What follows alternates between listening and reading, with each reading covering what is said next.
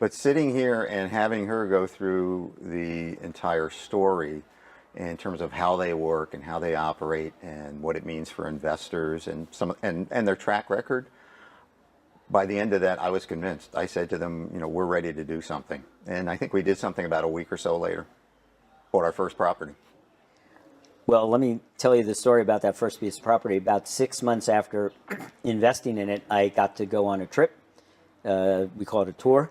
And I literally stood on the property and did a 360 and could not see anything, any buildings within 3 miles. And I turned to Marcella, and I said, don't tell my wife because she will kill me, because this is like investing in a swamp in Florida.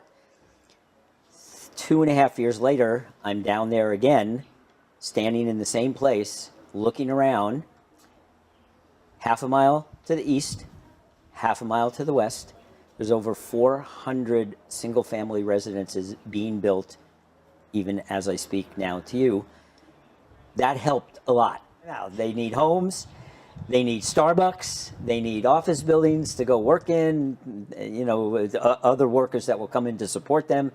And my mixed-use property is sitting smack dab in a spot that all these houses that are being built and all these people that are moving there, they're going to need a mixed use is 4-story building with some kind of retail on the ground floor, maybe an office, and 2 stories of condos. And I'm assuming they're going to want my land at some point. So I'm pretty happy. Being a native Californian and seeing how so much has changed in the last 30 years just in the Bay Area, I was really never anxious about making that type of decision because it just made sense. We are running out of land. We can't produce any more land that's already there. And to me, it was a no-brainer.